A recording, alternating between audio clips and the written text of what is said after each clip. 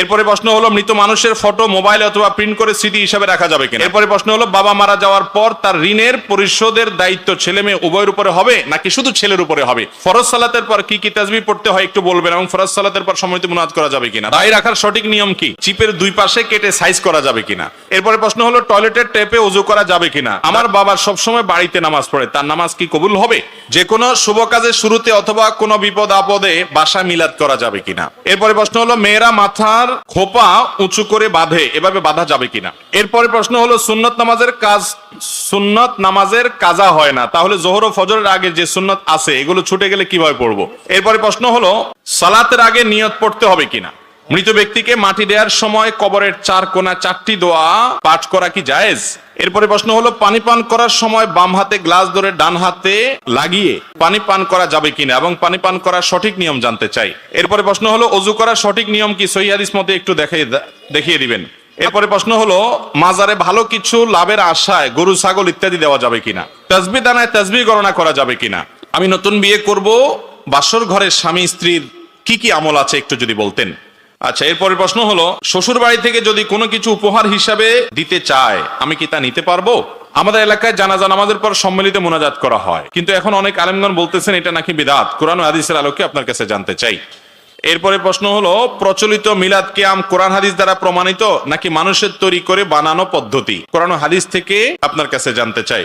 একজন স্ত্রী তার স্বামীর কাছে গরুর গোশত খাইতে চায়, কিন্তু তার স্বামীর বেতন ৩৭০০ টাকা। এই বেতন দিয়ে স্বামী গরুর মাংস খাওয়াতে পারে না, বলে সে কাপুরুষ। এতে কি করা উচিত ওই স্বামীর। এরপরে প্রশ্ন হলো মসজিদের ইমাম মুয়াজ্জিনের নামে মুসল্লিদের কাছ থেকে টাকা তুলে মসজিদের কাজে বা মসজিদ ফান্ডে জমা রাখা যাবে কিনা। মসজিদ ফান্ডে টাকা থাকা সত্ত্বেও ইমাম মুয়াজ্জিনের হাদিয়া বাড়ানো হয় না, দয়া করে বিস্তারিত বলবেন। এরপরে প্রশ্ন হলো গ্রামের অধিকাংশ মহিলা শুধু আজান হলে মাথায় কাপড় দেয়, অন্যান্য সময় দেয় না, এ সম্পর্কে কিছু বলবেন। ইমামের পিছনে আল্লাহু আকবার তাকবীর না বললে নামাজ হবে কি না বলবেন। এরপরে প্রশ্ন হলো কোন ব্যক্তি যদি 40টি ওয়াজ মাহফিলে উপস্থিত হয় তাহলে সে ব্যক্তি নাকি জান্নাতি। ফরজ গোসলের সঠিক নিয়ম জানতে চাই। এরপরে প্রশ্ন হলো ওযু ছাড়া কোনো দোয়া পড়া যাবে কিনা। মেয়েদের জন্য নূপুর পরা কি জায়েজ আছে।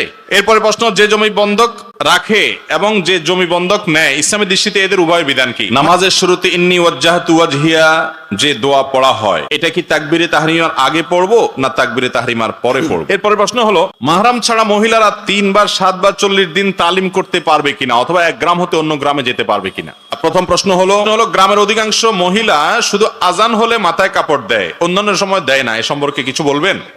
আজান হলে মাথায় কাপড় দেওয়া এটা কোনো জরুরি বিষয় না, অথচ সে ওই জায়গাতে দিচ্ছে, আবার যেখানে দেওয়া দরকার ওখানে দিচ্ছে না। এই হলো আমাদের অবস্থা। আজানের সময় মাথা কাপড় দেওয়ার কোন নির্দেশ কোরআন হাদিসে দেওয়া হয় নাই। যদি আপনি বাসা বাড়িতে থাকেন, আপনার নিজের ঘরে থাকেন, যেখানে পরপুরুষের দৃষ্টি পড়তেছে না, সেখানে আপনার মাথার কাপড় না থাকলেও অসুবিধা নেই। আজান অবস্থায়ও যদি মাথায় কাপড় না দেন তাতেও কোনো সমস্যা নেই। আজানের সাথে মাথা কাপড় দেওয়ার কোনো সম্পর্ক নাই। কিন্তু পরপুরুষের দৃষ্টিতে আপনি পড়েন, বাহিরে গেছেন, তখন আপনাকে পর্দা মেইনটেইন করতে হবে, আপনার সৌন্দর্যকে অপ্রকাশিত করতে হবে। এবং আল্লাহ বলেছেন ওয়ালা ইউবদিনা যিনাতাহুন্না ইল্লা মা যাহারা মিনহা, শরীরের নিজের সৌন্দর্যকে যেন নারীরা প্রকাশ না করে অন্য পুরুষদের সাথে যারা গায়রে মাহরাম তাদের সামনে।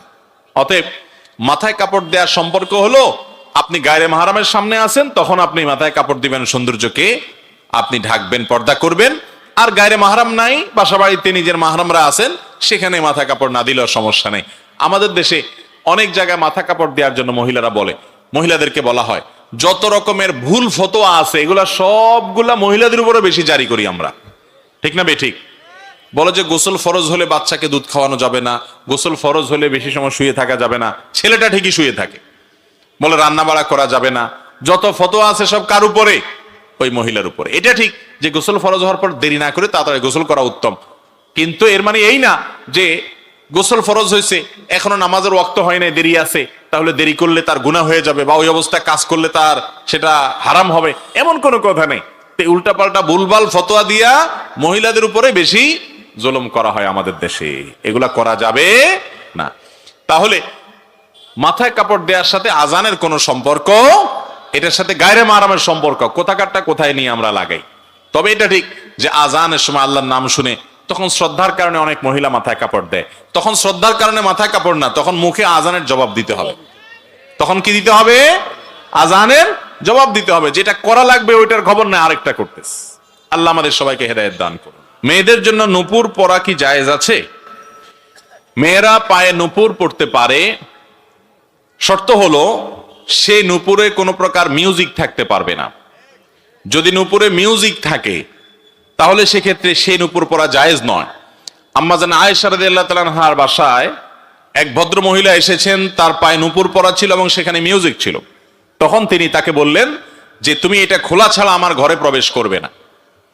অতএব মিউজিকের যদি কোনো ব্যবহার থাকে কোনোভাবে তাহলে সেটা জায়েজ নয়। আর যদি মিউজিক না থাকে কিন্তু নূপুরের একটা আওয়াজ আছে, সে আওয়াজ এবং নূপুর পায়ে পরার পর যে পায়ের সৌন্দর্য, এটা পরপুরুষের সামনে যদি প্রকাশ না করেন কোনো মা কোনো বোন, তাহলে তার জন্য এটা জায়েজ আছে। যেমন তিনি তার বাসা বাড়িতে পরে থাকলেন, অথবা তিনি এটা পরার পর রাস্তাঘাটে এটা প্রদর্শন করে বেড়ালেন না, বরং তিনি এটা পরে তার স্বামীর সামনে তিনি গেলেন, মাহরামদের সামনে তিনি গেলেন, ঘরে বাড়িতে একান্তে তিনি পড়লেন, পরপুরুষের সামনে রাস্তাঘাটে এটা পরে প্রকাশ করে বেড়ালেন না।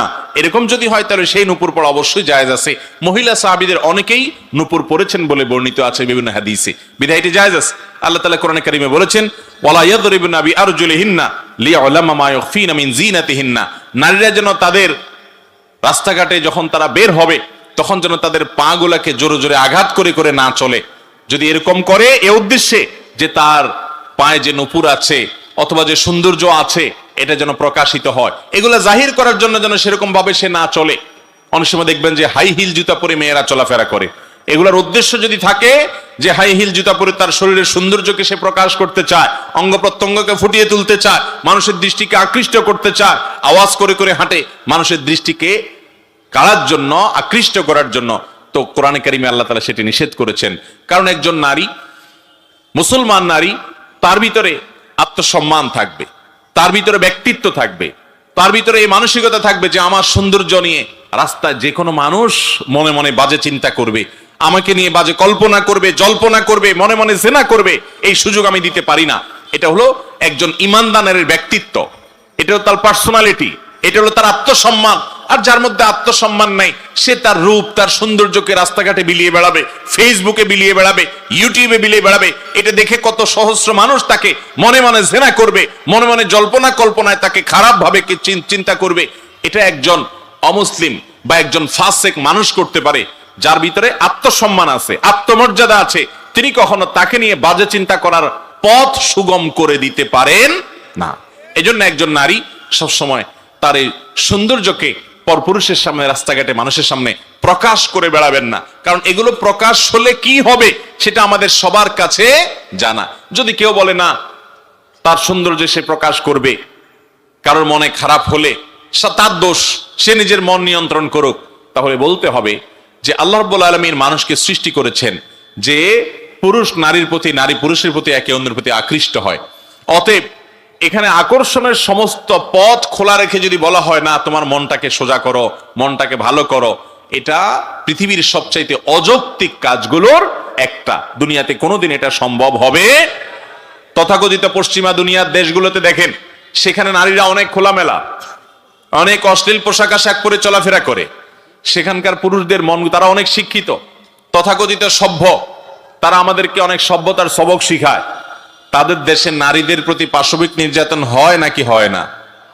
বরং পৃথিবীর অন্য অনেক দেশের চাইতে বেশি হয়। ভাইরা আমার, এই কারণে আল্লাহর দেওয়া সিস্টেম এবং বিধানের বাইরে মানব জাতির কল্যাণ কখনো নিহিত থাকতে পারে না। এই জন্য একজন নারী তিনি নূপুর অবশ্যই পড়তে পারেন, কিন্তু সে নূপুরে যেমন মিউজিক থাকতে পারবে না, তেমন সেটা রাস্তাঘাটে পরপুরুষের সামনে দেখিয়ে বেড়ার মানসিকতা থাকবে না। নিজের স্বামীর সামনে সেটি প্রদর্শন করবেন, একান্ত মাহরামের বাসার ভেতরে থাকা মানুষদের সামনে এটি প্রদর্শন হতে পারে, বাহিরে এটি প্রদর্শন করে বেড়াবে না। হ্যাঁ, যদি এমন হয় এটা পরার কারণে আওয়াজ হয় না, আবার পোশাক আশাকের নিচে ঢাকা থাকে, তাহলে সেটা পরে বাহিরে যেতেও অসুবিধা নাই। মোট কথা ওইটা যেন মানুষের দৃষ্টি আকর্ষণের কারণ না হয় পরপুরুষদের বাহিরে, সে বিষয়টি খেয়াল রাখতে হবে। নামাজের শুরুতে ইন্নী ওয়াজ্জাহতু ওয়াজহিয়া যে দোয়া পড়া হয়, এটা কি তাকবীরে তাহরিমার আগে পড়বো না তাকবীরে তাহরিমার পরে পড়বো? আমাদের দেশে অনেক মানুষ আছেন এটাকে জায়নামাজের দোয়া বলেন। আপনাদের এলাকায় আছে যে ইন্নী ওয়াজ্জাহতু ওয়াজহিয়া লিল্লাযী ফাতারাস সামাওয়াতি ওয়াল আরদা হানিফা ওয়া মা আনা মিনাল মুশরিকিন। এই দোয়া জায়নামাজে দাঁড়িয়ে নাকি পড়তে হয়। মূলত জায়নামাজে দাঁড়িয়ে এই দোয়া পড়তে হয় এরকম কথা হাদিসে বর্ণিত হয় নাই। সহিহ মুসলিমের হাদিসে আসছে নবী করিম সাল্লাল্লাহু আলাইহি সাল্লাম যখন সালাত শুরু করতেন, সালাতের জন্য দাঁড়াতেন, তখন এই দোয়া পড়তেন। তো এর অর্থ কি, এর মানে কি সালাত শুরুর আগে না পরে? তো এই সম্পর্কে বিভিন্ন বর্ণনায় যে শব্দ এসেছে তা হলো নবী সাল্লাল্লাহু আলাইহি সাল্লাম আল্লাহু আকবার বলার পর, অর্থাৎ তাকবীরে তাহরিমা দেওয়ার পর এটা পড়তেন। তার মানে সুবহানাকাল্লাহুম্মা ওয়া বিহামদিকা আমরা যে সানা পড়ি তাকবীরে তাহরিমার পরে দোয়ায়ে ইস্তিফতাহ বা সালাত শুরুর দোয়া যেটাকে বলা হয়, ওই দোয়ার জায়গা নবী করিম সাল্লাল্লাহু আলাইহি সাল্লাম অনেক সময় কোন সময় এই ইন্নী ওয়াজ্জাহতু এই দোয়াটা পাঠ করতেন। অতএব এটি সালাত শুরুর আগে জায়নামাজে দাঁড়িয়ে পড়তেন এমন কোন কথা সঠিক নয়। এটি মূলত সুবহানাকাল্লাহুম্মা ওয়া বিহামদিকার জায়গায় নবী সাল্লাল্লাহু আলাইহি সাল্লাম পড়তেন, কারণ হাদিসে পরিষ্কার ভাবে আল্লাহু আকবার বলার পর তিনি বলতেন, এটি প্রমাণিত। অতএব এটি জায়নামাজে দাঁড়ানোর দোয়া হিসাবে যেটি আমরা জানি সেটি সঠিক নয়। হাদিসের আলোকে এটি হলো সালাত শুরু হওয়ার পর সানা হিসাবে পড়া যেতে পারে। এরপরে প্রশ্ন হলো, কোন ব্যক্তি যদি 40টি ওয়াজ মাহফিলে উপস্থিত হয় তাহলে সে ব্যক্তি নাকি জান্নাতি? না ভাই, জান্নাত এত সহজ না। ওয়াজ 40 মাহফিলটা 40 ওয়াজ মাহফিলে গেলেই যদি জান্নাত হয়ে যাইতো তাহলে তার এত কষ্ট করার দরকার ছিল না। তাহলে তার ফজর নামাজের কনকনে শীতের মধ্যে উঠে নামাজ পড়ার দরকার ছিল না। জান্নাত রে আমাদের দেশে ফেসবুকে অনেকে এত সস্তা বানায় ফেলছে, হ্যাঁ, অনেক মেসেজ দিবে, অনেক পোস্ট লিখবে, লেখা বলবে এটা এতজনের কাছে পাঠাইলে আপনি জান্নাতি হয়ে যাবেন। তার দরকার হলো তার পোস্টের রিচ, তার দরকার হলো লাইক কমেন্ট। এই জন্য সে জান্নাত রে ঠিকাদারি দিয়ে দিচ্ছে মানুষের কাছে। ঠিক না ভাই? ঠিক। এইসব পাগলামি, এই সমস্ত ছাগলামি করলে বরং জাহান্নামে যাওয়ার কারণ হতে পারে। আল্লাহর নামে মিথ্যাচার জঘন্য অপরাধগুলোর মধ্যে থেকে একটি। অতএব ওয়াজ মাহফিলে যাবেন কথা শোনার জন্য, কথা শুনে বাসা যে সুখ করবেন, কান সুখ করে যাবেন যে ওয়াজ শুনছি একটা, এটার জন্য না। ওয়াজ মাহফিলে আসবেন জীবনকে পরিবর্তন করবার জন্য। আপনি ওয়াজ মাহফিলে কোন আলেমের বক্তব্য শোনার পর কোন জিনিসটা কোরআনে আছে, হাদিসে আছে, অথচ আপনার জীবনে নাই, এটা জানার সঙ্গে সঙ্গে মাহফিলের ওই প্যান্ডেলে বসেই সাথে সাথে নিয়ত করে ফেলবেন, ঠিক আছে এখন থেকে আমি এই জিনিসটা কোরআন হাদিসে আছে, আমার জীবনে নাই, তাহলে আমি কেমন মুসলমান? এখন থেকে আমি এটা করা শুরু করলাম। আর এই জিনিসটা আমি খারাপ, কোরআন হাদিসের আলোকে জানলাম, এখন থেকে আমি সেটা বাদ দিলাম। এই প্রতিজ্ঞা, এই ইচ্ছা, সংকল্প এখান থেকে করে যদি যেতে পারেন তাহলে সেই ওয়াজ মাহফিলে আসা সার্থক ইনশাআল্লাহ। আর যদি শুধু কানসুক করে চলে যান, ফজরের নামাজটাও মসজিদে জামাতের সাথে যা পড়তে না পারেন পুরুষ, তাহলে সেক্ষেত্রে এই ওয়াজ শোনার 2 পয়সার কোনো ভ্যালু নাই। অতএব আমল করবো তো ইনশাআল্লাহ। 40 ওয়াজ মাহফিলে যাইয়া জান্নাত কামানোর ধান্দা ছেড়ে দেন, মাথা থেকে ঝেড়ে ফেলে দেন। এটি বোগাস কথা, এটি ভুয়া কথা, এর কোনো ভিত্তি নাই। আপনাকে ওয়াজ মাহফিল 40টা না, একটা ওয়াজ মাহফিলে যায় যদি আপনার জীবনকে পরিবর্তন করে আল্লাহর অবাধ্যতা থেকে আল্লাহর বাধ্যতার পথে চলে আসতে পারেন, তো ওই এক ওয়াজ মাহফিলই আপনার জান্নাতে যাওয়ার জন্য যথেষ্ট ইনশাআল্লাহ। আর 40 কেন, 400 ওয়াজ মাহফিলে গেছেন কিন্তু নিজের জীবনকে পরিবর্তন করেন নাই, ওই রকম 400 ওয়াজ মাহফিলে গেলেও জান্নাত তো দূরের কথা, জান্নাতের বারান্দায়ও যেতে পারবেন না। জান্নাত এত সস্তা জিনিস না। ইমানদারকে এই সমস্ত অলিক স্বপ্ন দেখাবেন না। ইমানদার বাস্তববাদী মানুষ, কথা শুনবে, আমল করবে, আত্ম উন্নয়ন করবে, সেলফ ডেভেলপমেন্ট করবে, নিজেকে অগ্রসর করবে, এজ এ মুসলিম, গুড মুসলিম, ভালো মুসলিম হওয়ার চেষ্টা করবে, নতুন নতুন ভালো কাজ শুরু করবে, খারাপ অভ্যাসগুলো পরিত্যাগ করে করে আস্তে আস্তে সে জান্নাতের দিকে এগিয়ে যাবে। এটাই হলো ইমানদারের কাজ। অতএব ওয়াজ মাহফিলে সংখ্যা গনে গনে 40টা গেলে জান্নাতে যাবেন বাবারে, ভাইরে, এই সস্তা চিন্তা না করে ওয়াজ মাহফিলে এসে কথাগুলো শুনে আমল করার চেষ্টা করেন, জান্নাতে যাওয়ার পথ এমনি সহজ হবে ইনশাআল্লাহ। আল্লাহ আমাদেরকে বোঝার তৌফিক দান করুন। ফরজ গোসলের সঠিক নিয়ম জানতে চাই। ফরজ গোসল এটার সঠিক নিয়ম হলো যে আপনার শরীরের কোনো জায়গা যদি নাপাক লেগে থাকে, রানে, শরীরের কোনো জায়গায়, অথবা আপনার কাপড়ে যেটা পরনে কাপড় আছে সেখানে যদি নাপাক লাগে, ফরজ গোসল হয়েছে, তাহলে সেক্ষেত্রে 1 নম্বরের কাজ হলো গোসলখানায় গিয়ে, পুকুর ঘাটে গিয়ে যেখানে গোসল করেন, যেখানে নাপাক লাগছে ভালো করে পানি দিয়ে ডলে আগে নাপাকটা দূর করে ফেলবেন। লুঙ্গিতে লেগে আছে, কাপড় লেগে আছে, তাহলে লুঙ্গির যেই জায়গাটা লেগে আছে ওই জায়গাটা আগে ধুয়ে পরিষ্কার করবেন। এটা হলো প্রথম কাজ ফরজ গোসলের। দ্বিতীয় কাজ হলো আপনি অজু করার মতো করে 2 হাতের কবজি আগে ভালো করে 3 বার ধুয়ে, 3 বার কুলি করে, নাকে পানি দিয়ে, মুখ 3 বার ধুয়ে, হাতের কোনোই পর্যন্ত 3 বার ধুয়ে, 3 বার করে দোনো হাত, এরপরে মাথা মাসায় করে একবার, কান মাসায় করে, এরপর আপনার শরীরে, মাথায়, ডান কাঁধে বাম কাঁধে আপনি পানি ঢালবেন। আর যদি পুকুর হয় তাহলে সেক্ষেত্রে ডুব দিবেন, কিন্তু প্রথমে আগে অজু করে নেবেন। অজুর মধ্যে শুধু পাওটা ধোয়া বাকি রাখবেন, বাকি সব কাজ করবেন। মুখ ধোয়া, হাত ধোয়া, মাথা মাসে করা, এগুলো করে পা ধোয়াটা বাকি রেখে গোসল শুরু করবেন বিসমিল্লাহ। এরপরে গোসল করা শেষ হয়ে গেলে আপনি উঠার সময়, বের হওয়ার সময় 2 পা ভালো করে ধোবেন। আর কুলি যখন করবেন, ওই যে অজুর শুরুতে অজু করবেন, কুলি করবেন, ফরজ গোসলের কুলিতে গড়গড়া করবেন, সাধারণ কুলি করলে না, বরং কুলি করে একটু গলার ভিতরে নিয়ে গড়গড় করে গার্গেল করে তারপরে পানি ফেলে দিবেন। এইভাবে 3 বার কুলি করবেন, কারণ ফরজ গোসলের ভালো করে উত্তম রূপে কুলি করতে হয় এবং নাকে পানি দিতে হয়। এরপর আপনার গোসল শেষ, যাওয়ার সময় 2 পাও টাকনু পর্যন্ত ধুয়ে এরপরে কাপড় চেঞ্জ করে আপনি চলে যান। ফরজ গোসল হয়ে গেছে, সাথে অজুও হয়ে গেছে। গোসলের সাথে কি হয়ে যাবে? অজু হয়ে যাবে।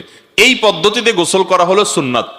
এটা ছাড়া এমনি মন গড়া আপনি নাপাক টাপাক শরীরে আছে, ওই অবস্থায় পানি ঢালা শুরু করছেন, এরপরে ডলাডলি করছেন, এরকম করলে নাপাক দূর হয়ে গেলে এবং পুরো শরীরের সব অংশ যদি পানি পৌঁছায় দেন গোসল হয়ে যাবে, কিন্তু সুন্নাত সম্মত অনুযায়ী হলো না। আর সুন্নাত পদ্ধতিতে না হওয়ার কারণে এই গোসলটা হয়তো ফরজ গোসল হয়ে গেল, কিন্তু গোসল করে যে আপনি সওয়াব পাইতেন সেটা কিন্তু হবে না, কারণ সুন্নাত না থাকলে সেটা কি হয় না? সওয়াব হয় না।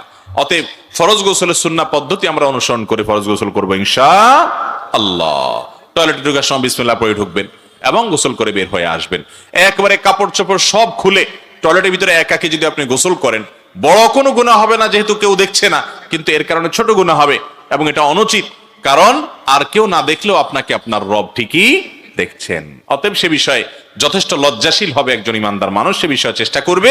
তবে ফরজ গোসলের যে প্রক্রিয়া বললাম, এই প্রক্রিয়া প্রথমে ময়লা নাপাক থাকলে সে নাপাকটা আগে ধুয়ে ফেলবেন, এরপরে অজু করবেন, এরপরে মাথা পানি দিয়ে তারপরে আপনি গোসল শুরু করে বের হওয়ার সময় পাউটা ধুয়ে বের হয়ে চলে আসবেন। গোসলও হয়ে গেছে, অজু হয়ে গেছে। অনেককে দেখবেন গোসলের পরে আবার নতুন করে অজু করে, দেখছেন?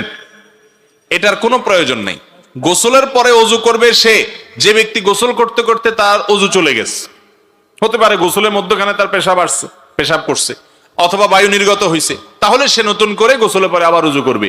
কিন্তু গোসলের সময় যে আপনি অজু করেছেন, বাস ওই অজুতেই গোসল এবং অজু দুইটাই হয়ে গেছে, আলাদা অজু করার দরকার নাই। এরপরে প্রশ্ন হলো, মাহরাম ছাড়া মহিলারা 3 বার 7 বার 40 দিন তালিম করতে পারবে কিনা, অথবা 1 গ্রাম হতে অন্য গ্রামে যেতে পারবে কিনা? খুবই দরকারি একটি প্রশ্ন। মহিলারা মাহরাম ছাড়া সফরের দূরত্বে যেতে পারবে না। যেমন এক জেলা থেকে আরেক জেলায় গেল, সফরের দূর হয়, এরকম দূরে গেল, অনেক দূরে গেল, মাহরাম ছাড়া যদি সে তালিমের কাজেও যায়, ইসলাম প্রচারের কাজেও যায়, তাহলে সেটা হারাম এবং নাজায়েজ। এইভাবে তালিমে যাওয়া জায়েজ নয়। দ্বিতীয়ত, এক গ্রাম থেকে পাশের গ্রামে যদি যায়, এক বাড়ি থেকে পাশের বাড়িতে যদি তালিমের জন্য যায়, তার উদ্দেশ্য মানুষকে আল্লাহর পথে, অন্য মহিলাদেরকে আল্লাহর পথে আহ্বান করা, নিজে কোরআন হাদিস অনুযায়ী চলা, এই উদ্দেশ্যে যদি যায় তাহলে সে যেতে পারে কয়েক শর্তে। নাম্বার 1, স্বামী অথবা বাবা যারা অভিভাবক আছেন তাদের পারমিশন নিয়ে যাবে, বাসাবাড়ি সব কিছু ঠিকঠাক করে রেখে তারপরে যাবে। ওখানে যাওয়ার পথে পর্দার সাথে যাবে, সেখানে গিয়ে পর্দা মেনটেন করবে। মন গড়া কোনো কাজ ইসলামে করা যাবে না। অনেক সময় দেখা যায় তালিমের নামে আমরা মন গড়া কাজ করি, এটা উচিত না। এজন্য কোন এলাকাতে মহিলাদের তালিম থাকা উচিত। আমাদের দেশে মহিলাদের দ্বীনি শিক্ষার ব্যবস্থা নাই বললে চলে। পুরুষরা তাদের ঘরের মহিলাদের যেরকম দ্বীন শিখাবে, তেমনি ভাবে অনলাইনে অফলাইনে মহিলাদের দাওয়াতি কাজ করার সুযোগ দিবে। আল্লাহ কোরআনে বলেছেন, আল মুমিনুনা ওয়াল মুমিনাত বাদহুম আউলিয়া ও বাদ। ঈমানদার পুরুষ নারী একে অন্যের পরিপূরক, তারা উভয়ে অর্থাৎ নারী পুরুষ উভয়ে ইয়ামুরুনা বিল মারুফ ওয়া ইয়ানহাউনা আনিল মুনকার, সৎ কাজের আদেশ দিবে, অসৎ কাজের বাধা প্রদান করবে। এটা শুধু পুরুষরা করবে না, নারীরাও করবে। তার মানে এই না যে নারীরা অন্য পুরুষদেরকে যায় করবে। নারীদের জন্য আল্লাহ ফরজ করেন নাই এলাকা এলাকায় গিয়ে দাওয়াত। পর্দা পশিদার সাথে থেকে, মাহরাম সাথে নিয়ে, শর্ত মেনে, ফিতনা মুক্ত থেকে সকল শর্ত মেনে করতে পারে, তাহলে তার জন্য এটি জায়েজ আছে, সওয়াবের কারণ হতে পারে। আর নিজের বাসা বাড়িতে আশেপাশে মহিলাদেরকে নামাজের দাওয়াত দিল, নামাজের তালিম দিল, ইসলামের তালিম দিল, এটা জায়েজ আছে, এটা কোনো অসুবিধা নেই। কিন্তু সব কিছুতে মনে রাখতে হবে ওই যে অভিভাবক, ঘর সংসার, এগুলো বাদ দিয়ে করা যাবে। অনেক মা বোন আছেন তালিম করতে করতে এমন জজবা তাদের যে তাদের ঘর সংসারের প্রতি এত মনোযোগ এখন আর নাই। খুব ডেঞ্জারাস এটা। এটা সওয়াবের নামে গুনাহের পথ উন্মোচন করে। এজন্য বলি, যেখানে মহিলাদের তালিম হয় অবশ্যই এলাকার মান্যগণ্য ওলামায়ে কেরামের তত্ত্বাবধান যেন থাকে, তাহলে সেটা ফিতনা মুক্ত থাকবে ইনশাআল্লাহ। এলাকার আলেম ওলামাদেরকে সেখানে ইনভলভ করবেন, তারা সেখানে দূর থেকে পর্দার মধ্যে থেকে মাইকে কথা বলবেন এবং তাদের সবকিছু মাসলা মাসাইল তাদের কাছে জেনে তাদের তত্ত্বাবধান নিয়ে করবেন। আর না হলে বোনরা আমার, সওয়াবের কাজ করতে গিয়ে গুনাহ হবে। আল্লাহর কাছে দেখবেন কিয়ামতের ময়দানে অনেক সওয়াব পাবেন আশা করে গেছেন, অথচ আমলনামা অনেক গুনাহ হয়ে গেছে। নফস এবং প্রবৃত্তির পূজা করার নাম ইসলাম না। ইসলাম হলো কোরআন এবং হাদিসকে পরিপূর্ণ অনুসরণ করার নাম। তবে অবশ্যই মেয়েরা কোরআন হাদিস শিখবে, তারা তালিম করবে, তারাও জানবে। শুধু পুরুষরা করবে তা নয়, তাদের জন্য নারী হওয়ার কারণে পর্দা পর্শিদার আলাদা কিছু শর্ত আছে, সেগুলো তাদের মাথায় রেখে করতে হবে। কথা কি বুঝাতে পারছি? তবে কোন অবস্থাতে সফরের দূরত্বে তথাকথিত তালিমের উদ্দেশ্যে মাহরাম ছাড়া কোন মহিলার জন্য যাওয়া জায়েজ নাই। এইরকম তালিম হলে সেটা তালিম না, সেটা ফিতনা, সেটা জায়েজ নাই। হজ এবং উমরা সফর পর্যন্ত করা জায়েজ নাই। কোত্থেকে আপনি এই সমস্ত তালিম করবেন? বিধায় জজবান নামে, জোশের নামে এই সমস্ত পাগলামি যদি কেউ করে, তাদেরকে বাধা দিতে হবে এবং সতর্ক করতে হবে। এরপরে প্রশ্ন হলো, মসজিদের ইমাম মুয়াজ্জিনের নামে মুসল্লিদের কাছ থেকে টাকা তুলে মসজিদের কাজে বা মসজিদ ফান্ডে জমা রাখা যাবে কিনা? মসজিদ ফান্ডে টাকা থাকা সত্ত্বেও ইমাম মুয়াজ্জিনের হাদিয়া বাড়ানো হয় না, দয়া করে বিস্তারিত বলবেন।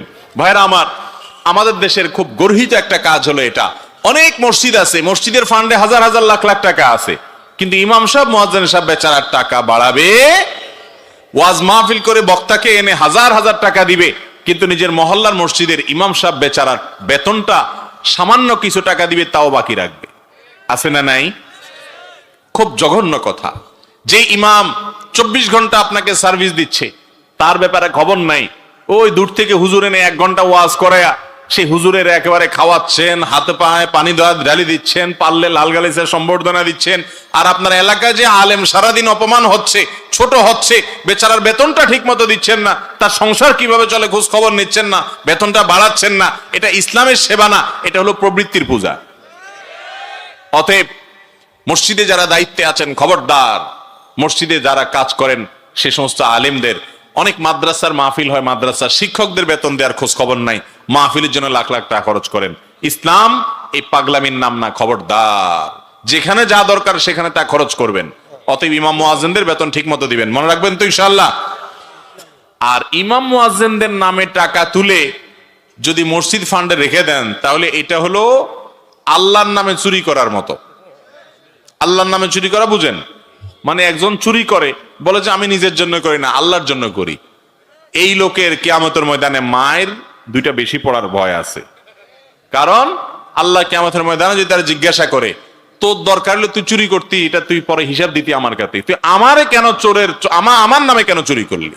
আসামের কাঠগড়ায় এখন আমার ঘরকে মসজিদে কেন দাঁড় করাইলি? মনে রাখবেন, নসল ওয়াকিফে কানাসিস শারিয়া, দানকারী যেই খাতে টাকা দিবে ওই খাতে খরচ করতে হবে। একজনে দান করলো, দান করে বললো আমার এই টাকা দিয়ে গরিব দুঃখীকে তুমি খাওয়াই দিবা, আপনি ওই টাকা দিয়ে না মসজিদের বিল্ডিং করে দিলেন, হারাম হবে, নাজায়েজ হবে।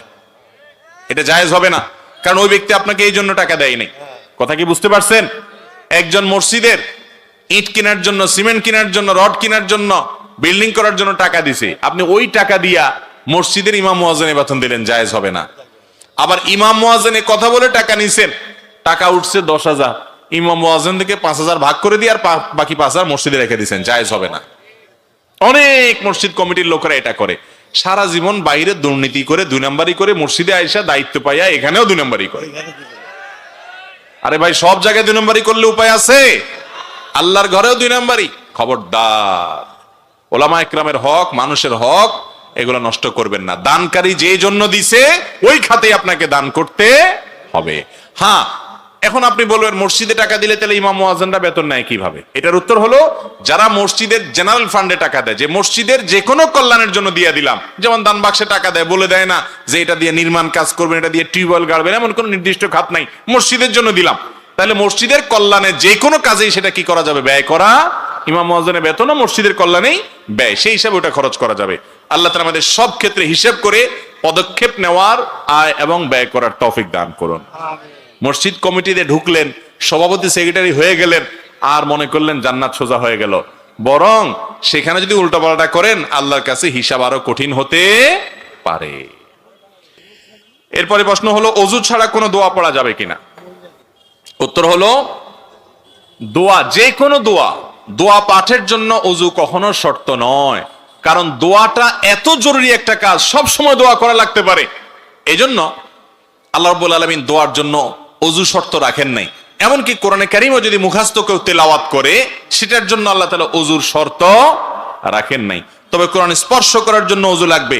হাদিস অস্বীকারীর কিছু ফিতনাবাজ বের হইছে, এরা বলে না কোরআন ধরার জন্য নাকি অজু লাগবে না, অথচ বিভিন্ন হাদিস দ্বারা এটি প্রমাণিত। সারা বিশ্বের প্রায় সব উলামা একরামী প্রায় এই ব্যাপারে একমত যে কোরআন স্পর্শ করার জন্য অজু লাগবে। এই বিষয়ে দ্বিমত খুব বেশি একটা উল্লেখ করার মতো নাই। তবে কোরআন তেলাওয়াত মুখস্থ করতে পারেন অজু ছাড়া, আর যে কোনো দোয়া এটা করার জন্য অজু তো লাগবে না, এমনকি গোসল ফরজ হলেও দোয়া করা যাবে আল্লাহর কাছে, জিকির করা যাবে আল্লাহর কাছে। তবে কোরআন তেলাওয়াত করা গোসল ফরজ হলে ওই অবস্থায় যাবে না। কথা কি বুঝাতে পারছি? অতএব আল্লাহর কাছে যে কোনো দোয়া করবেন, জিকির করবেন, এটার জন্য অজু জরুরি না, দুরূদ পড়ার জন্য অজু জরুরি না। একজন স্ত্রী তার স্বামীর কাছে গরুর গোশত খাইতে চায়, কিন্তু তার স্বামীর বেতন ৩৭০০ টাকা। এই বেতন দিয়ে স্বামী গরুর মাংস খাওয়াতে পারে না, বলে সে কাপুরুষ। এতে কি করা উচিত ওই স্বামীর? ভাইরা আমার, দাম্পত্য জীবনে সুখ এবং শান্তির জন্য স্বামী এবং স্ত্রী উভয়ের মধ্যে দুইটা গুণ থাকতে হবে। কয়টা গুণ থাকতে হবে? দুইটা গুণ যদি থাকে, সেই সংসারে কখনো অশান্তি হবে না, শান্তির সমুদ্র, শান্তির জোয়ার সবসময় বইতে থাকবে। এর মধ্যে প্রথমটা হলো সবর, দ্বিতীয়টা হলো শুকর। সবর এবং শুকর। কখনো কষ্টে দিন যাচ্ছে, সবর করতে হবে, আল্লাহ তাআলা এই কষ্ট চিরকাল রাখবেন না, একসময় দূর করে দিবেন। কখনো আল্লাহ তাআলা শান্তি দিয়েছেন, আল্লাহর কাছে শুকর আদায় করতে হবে। কথা কি বুঝাতে পারছি? নিজের ঘরে স্ত্রী আছে, এরপরও পরকীয়া করে বেড়াচ্ছে, শুকর নাই।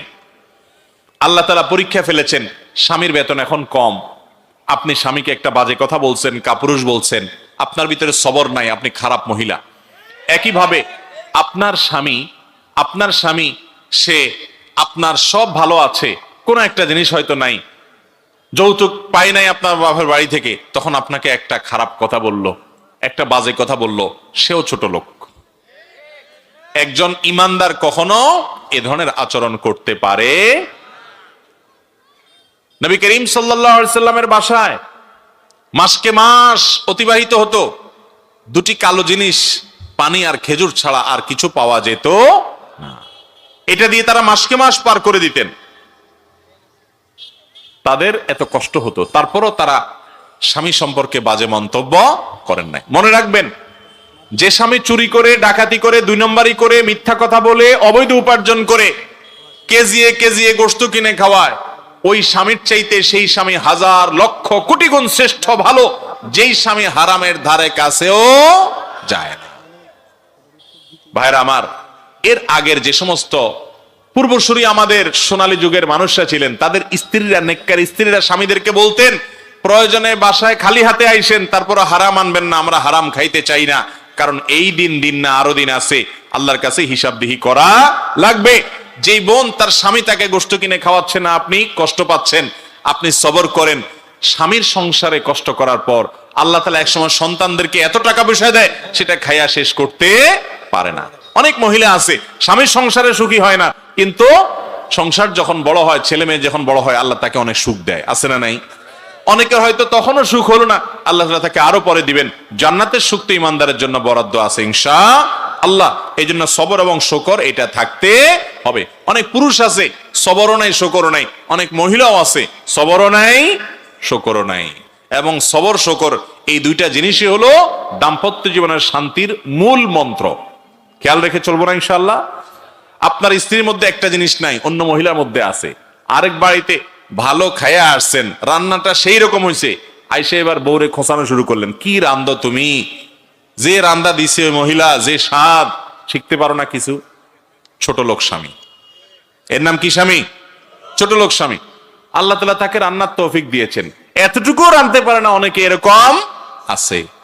এই সাবকন্টিনেন্টে পাক ভারত মহাদেশে পুরুষরা মহিলাদের থেকে যত সুবিধা পায় শুকর আদায় করা দরকার। মিডল ইস্টে যায় দেখেন, নাকে চরকি লাগায় ঘুরে মহিলারা পুরুষদের। বাসা রান্না বাড়ি হয় না বললেই চলে, সারাদিন শুধু বলে হোটেল থেকে আনো, হোটেল থেকে আনো। উনি সারাদিন সাজুগুজু করে, সব ঘরে ঘরে অবস্থা, হোটেল থেকে খানা দিয়া বেশিরভাগ সংসার চলে। আর দেশে মহিলারা এত কষ্ট করে, তারপরও অনেক স্বামী অকৃতজ্ঞ আছে না নাই? নিমক হারাম স্বামী আছে। আর কিচ্ছু না করে আপনার স্ত্রী, শুধু আপনার চরিত্রটা যে হেফাজত করে, এর জন্য তো তার শুকরিয়া আদায় করবেন আপনি। এর জন্য আপনি শুকরিয়া আদায় করবেন। জীবনে একবার মোহর কয়টা দিছেন না দেন নাই, নামকে হস্তে ধরে রাখছেন, এরপরে কয়টা ভাত দেন, একটু থাকতে দেন, এর বিনিময়ে আপনার পোলাপাইন মানুষ করে, আপনার চরিত্র হেফাজত করে, আপনার খেদমত সেবা করে, আবার আপনি আরো আশা করেন একটা কাজের লোক লাগবেও তো এর চেয়ে বেশি করা লাগতো। অথচ তিনি আপনার স্ত্রী, আপনার সংসারের অর্ধেক, তার অর্ধেক আপনার। তো অনেক স্বামী এরকম ছোট লোকই করে। আবার অনেক মহিলাও কি করে, চুল থেকে নুন খসলে স্বামীর উপরে বাজে মন্তব্য করে, কিছু দিতে পারলা না। আল্লাহ তাআলা আমাদের ভাই বোনদেরকে ধৈর্যশীল হওয়ার, শুকরগুজার হওয়ার তৌফিক দান করুন। আমাদের এলাকায় জানাজা নামাজের পর সম্মিলিত মোনাজাত করা হয়, কিন্তু এখন অনেক আলেমগণ বলতেছেন এটা নাকি বিদআত। কোরআন ও হাদিসের আলোকে আপনার কাছে জানতে চাই, জানাজার নামাজটা হলো পুরাটাই দোয়া। সালাতুল জানাজা পুরাটাই কি? সালাতুল জানাজার প্রথম তাকবীরের পর আপনি আল্লাহর প্রশংসা সানা পেশ করেন, ফাতিহা পেশ করেন, দ্বিতীয় তাকবীরে আপনি দুরূদ পাঠ করেন, আর তৃতীয় তাকবীরে মুর্দার জন্য আপনি দোয়া করেন, তাই না? আল্লাহুম্মা ফির লানা লিহাইয়িনা ওয়া মাইয়িতিনা, মুর্দার জন্য দোয়া না এটা? তাহলে পুরো জানাজার নামাজটাই তো দোয়া। তো জানাজার নামাজের পরে আবার কিসের আলাদা করে দোয়া? নবী করিম সাল্লাল্লাহু আলাইহি সাল্লাম জানাজার নামাজের পরে আলাদা করে মুক্তাদিদেরকে নিয়ে, মুসল্লিদেরকে নিয়ে দোয়া করতেন বলে কোনো হাদিস দ্বারা প্রমাণিত হয় না। অতএব জানাজা নামাজ সালাম ফিরে ফেলছেন, শেষ, আলাদা কোনো দোয়া নাই। হ্যাঁ, আপনি যখন মুর্দাকে দাফন করতে যাবেন, তখন কবরস্থ করার পর, কবরে রাখার পরে কেবলার দিকে হয়ে যার যার মতো করে মুর্দার জন্য দোয়া করাটা সুন্নাত। নবী করিম সাল্লাল্লাহু আলাইহি সাল্লাম দাফন করার পর বলেছেন, ইস্তাগফিরু লিআখিকুম ওয়াসালু লাহু সুবাত, তোমাদের ভাই যাকে দাফন করলা তার জন্য আল্লাহর কাছে মাপ চাও, এবং সে যেন ওই সওয়াল জবাবে ঈমানের উপর অটল থাকতে পারে, সেজন্য আল্লাহর কাছে দোয়া করো। এই জন্য দাফন করার পর কবরস্থানে, এরপর কেবলামুখী হয়ে যার যার মতো আলাদা করে আল্লাহ লোকটাকে আপনি মাফ করে দেন, তার সওয়াল জবাব সহজ করে দেন, ঈমানের উপর অটল রাখেন, এগুলো দোয়া করা তার জন্য সুন্নাত, বাস। কিন্তু জানাজার পরে আলাদা কোনো দোয়া হাদিস দ্বারা প্রমাণিত নয়। এরপরে প্রশ্ন হলো, প্রচলিত মিলাদ কিয়াম কোরআন হাদিস দ্বারা প্রমাণিত নাকি মানুষের তৈরি করে বানানো পদ্ধতি? কোরআন হাদিস থেকে আপনার কাছে জানতে চাই। ও লক্ষ্য যে কোন এক মসজিদের ইমাম সাহেব প্রচলিত মিলাদ কিয়াম না করার কারণে তাকে মসজিদ কমিটির লোকেরা বের করে দিয়েছে, এর সমাধান কি দয়া করে জানাবেন। এই মসজিদ কমিটির লোকেরা মূর্খ। যেই মসজিদ কমিটির লোকেরা মিলাদ কিয়াম না করার কারণে ইমামের চাকরি নট করে দিয়েছে, তাকে বিদায় করে দিয়েছে, এই মসজিদ কমিটির লোকেরা মসজিদ কমিটির লোক হওয়ার যোগ্যই না। কারণ ইসলাম মুসলমানকে দুরূদ পাঠ করার নির্দেশ দিয়েছে। আল্লাহ কোরআনে বলেছেন, ইয়া আইয়ুহাল্লাযীনা আমানু সাল্লু আলাইহি ওয়া সাল্লিমু তাসলিমা, হে ঈমানদারগণ তোমরা নবীর প্রতি দুরূদ পাঠ করো। দুরূদ পাঠ করতে আল্লাহ নির্দেশ করেছেন, মিলাদ পড়তে আল্লাহ নির্দেশ করেন না। দুরূদ পাঠ করতে নির্দেশ করা হয়েছে, কিয়াম করতে নির্দেশ করা হয়নি। ভাইরা আমার, দুরূদ আর মিলাদের মধ্যে পার্থক্য কি? দুরূদ এটা প্রত্যেকে যার যার মতো যখন তখন পড়তে পারে, আর মিলাদ হলো মানুষ ডেকে এনে একত্র করে সুরে সুরে তাল তাল মিলিয়ে একজনের সাথে সবাই মিলে মিলে পড়ে, এটা হলো মিলাদ। ঠিক না ভাই? ঠিক। এখন নবী করিম সাল্লাল্লাহু আলাইহি সাল্লাম দুরূদ পাঠের জন্য কি এরকম সবাইকে একত্র হতে বলছে কখনো? তাহলে যেটা নবী সাল্লাল্লাহু আলাইহি সাল্লাম বলেন না, সেটা মন গড়া যদি বানায় কেউ, তার নাম বেদাত হয়। ইসলামের নামে, ইবাদতের নামে, সওয়াবের উদ্দেশ্যে যদি নবীজি যা নির্দেশ করে না সেটা করে, তার নাম কি? বেদাত। ভাইরা আমার, যারা কিয়াম করে তাদের অনেকের ধারণা, দেখবেন মাঝখানে একটা চেয়ার রেখে দেয়, অনেক সময় একটা বালিশ রেখে দেয়, বলে যে নবীজি হাজির হয়ে যায়। ভাই, আপনি মিলাদ পড়ছেন পঞ্চগড়ে, নবী করিম সাল্লাল্লাহু আলাইহি সাল্লামের কবর আছে মদিনাতে। আপনি যখন মিলাদ পড়তেছেন একই সময় হয়তো ঠাকুরগাঁয়েও মিলাদ হচ্ছে, হয়তো গাইবান্ধাতেও মিলাদ হচ্ছে, কুড়িগ্রামও মিলাদ হচ্ছে, ঢাকাও মিলাদ হচ্ছে। একই সময় অনেক জায়গায় মিলাদ হতে পারে না? তো নবীজি কয় জায়গায় হাজির হয়? উনি মানুষ তো একজন, এর চাইতে পাগলামি আর কিছু আছে? আর দ্বিতীয় কথা হলো, নবী করিম সাল্লাল্লাহু আলাইহি সাল্লাম তো দুনিয়া থেকে চলে গেছেন, তিনি আবার হাজির হবেন কোত্থেকে? হাদিসে পরিষ্কার ভাবে বর্ণিত আছে, কেউ পৃথিবীর যে কোনো প্রান্তে দুরূদ পাঠ করলে আল্লাহর নিযুক্ত ফেরেশতারা নবীজির কাছে রিপোর্ট দেয়, হে আল্লাহর রাসূল, অমুক জায়গা থেকে অমুকের ছেলে অমুক দুরূদ পাঠ করছে, এটা তার কাছে রিপোর্ট দেয়। নবী যদি নিজেরই হাজির হয়ে যাইতো তাহলে আবার রিপোর্ট দেয় কেন? আচ্ছা, নামাজের মধ্যে দুরূদ পড়ি না আমরা, এই দুরূদটা কি বৈশা পড়েন না দাঁড়ায় পড়েন? তো নামাজের মধ্যে দুরূদ যদি বৈশা পড়েন, নামাজের বাইরে মিলাদে পড়তে পড়তে দাঁড়ায় যাওয়া লাগে কেন? নামাজের চাইতে কি নামাজের বাইরের দুরূদের গুরুত্ব বেশি? ভাইরা আমার, আজ পর্যন্ত আপনারা দেখছেন কখনো যে কোন ইমাম সাহেব খতিব সাহেবের বাসায় মিলাদ পড়তে দেখছেন? ব্যাপার কি? ইমাম সাহেব তো নামাজ পড়ে, আপনিও পড়েন, তাই না? আপনারা সবাই নামাজ পড়েন, হুজুররাও নামাজ, আপনারা সবাই রোজা রাখেন, হুজুররাও রোজা রাখে না?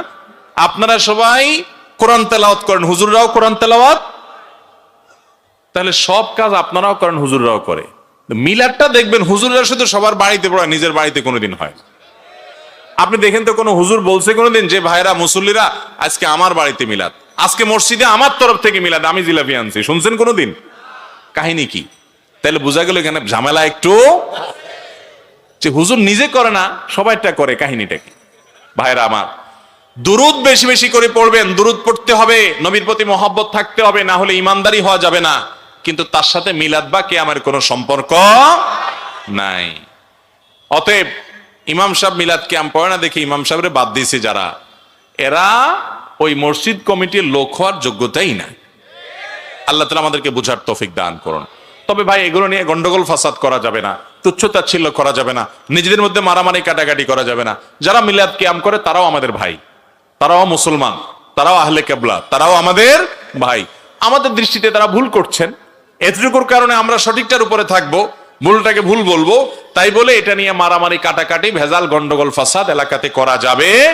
কেউ ভুলটাকে সঠিক মনে করে তিনি করে, এটা তার স্বাধীনতা, তিনি আল্লাহর কাছে বুঝে পড়াবেন। আমরা এটা নিয়ে গন্ডগোল ফাসাদ হতে দেব, এটা জায়েজ নাই, খবরদার, এটা করবেন না। এরপরে প্রশ্ন হলো, অনুগ্রহ করে বলছি আপনার কাছে গিয়ে আপনাকে প্রশ্ন করার সুযোগ দেওয়া যাবে কি? ভাইরা আমার, আমাদের সরাসরি সাক্ষাৎ করার সিস্টেম হলো, আমার ওয়েবসাইট আছে www.ahmadullah.info, সেখানে গিয়ে আবেদন করার সুযোগ আছে। আবেদনগুলো যাচাই বাছাই করার পর আমাদের অফিস থেকে ফোন দিয়ে সাক্ষাতের ব্যবস্থা করা হয়। এছাড়া বিভিন্ন জায়গাতে বিভিন্ন প্রোগ্রামে গেলে আমরা সাধ্য অনুযায়ী চেষ্টা করি সাক্ষাৎ করার, কিন্তু আসলে সবার সব চাহিদা, সবার সব ইচ্ছা বা শখ সবসময় পূরণ করা যায় না, যতটুকু সম্ভব আমরা চেষ্টা করি। আচ্ছা, এরপরের প্রশ্ন হলো, শ্বশুর বাড়ি থেকে যদি কোনো কিছু উপহার হিসাবে দিতে চায়, আমি কি তা নিতে পারবো? শ্বশুর বাড়ি থেকে কোনো কিছু দিতে চায় আপনাকে, কেন? আপনার শ্বশুর বাড়ির লোকরা তো আমাকে দেয় না। বুঝেন নাই কথা? আপনার শ্বশুর বাড়ির লোকেরা ওনাকে তো দেয় না, ওনাকে তো দেয় না, আপনারে দিচ্ছে, কাহিনীটা কি?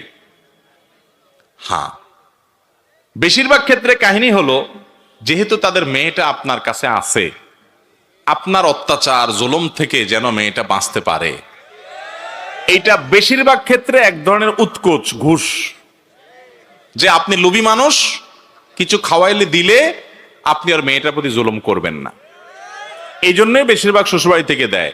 তবে অনেক শ্বশুরবাড়ি এরকমও আছে যে আল্লাহ তাআলা তাদেরকে অঢেল দিয়েছে, তাদের অভাব নাই, জামাই হিসাবে আপনি ভদ্র, ভালো, মায়া করে, মহব্বত করে, সেজন্য খুশি হয়ে আপনাকে দেয়, এরকমও আছে, পরিমাণে খুব কম। বেশিরভাগই শ্বশুরবাড়ির থেকে যে জামাইকে বা মেয়ের শ্বশুরবাড়িতে যে জিনিসপত্র দেওয়া হয়, এগুলোর ভিতরে কাহিনী ভিন্ন, বেশিরভাগই কাহিনী ভেজাল। কথা কি বুঝাতে পারছি? এই জন্য আমাদের দেশে ছেলের শ্বশুরবাড়ির থেকে ছলে বলে কৌশলে বিভিন্নভাবে যৌতুক আদায়ের জন্য বুড়া বুড়িরা অনেকে চেষ্টা করে, আছে না নাই? আবার দেখবেন নামাজ কালামও পড়ে। এই নামাজ কালাম পড়ে কি লাভ? যে আপনি ছেলের শ্বশুর বাড়ির থেকে যৌতুক আশা করতেছেন। যৌতুক নেওয়া, যৌতুক খাওয়া হারাম। যৌতুক খাওয়া কি ভাই? হারাম। আপনি বলবেন ওনারা খুশি হয়ে দিছে। সত্যি সত্যি খুশি হয়ে দিছে কিনা আমার কাছে নিয়ে আসলে আমি বাইর করবো। সত্যি সত্যি খুশি হয়ে আর দুনিয়াতে কাউকে দেয় না। এমন বকিল মানুষ রিকশালাকে 1 টাকা বেশি দেয় না, আপনারা এত টাকা দিয়ে দিচ্ছে, কাহিনী কি? তাহলে বোঝা গেল বেশিরভাগ ক্ষেত্রেই ওই মেয়েটাকে খোঁচাখুচি করে আপনার মা, আপনার চাচি, আপনার বাপ, এগুলো থেকে বাঁচানোর জন্য বেচারারা বাধ্য হইয়া দেয়। ঠিক না বে ঠিক? যদি খুশি মনে শিখে দেয়, হ্যাঁ আপনি চান না বরং আপনি শ্বশুরবাড়িকে দেন, তাহলে সেক্ষেত্রে এটা জায়েজ হবে।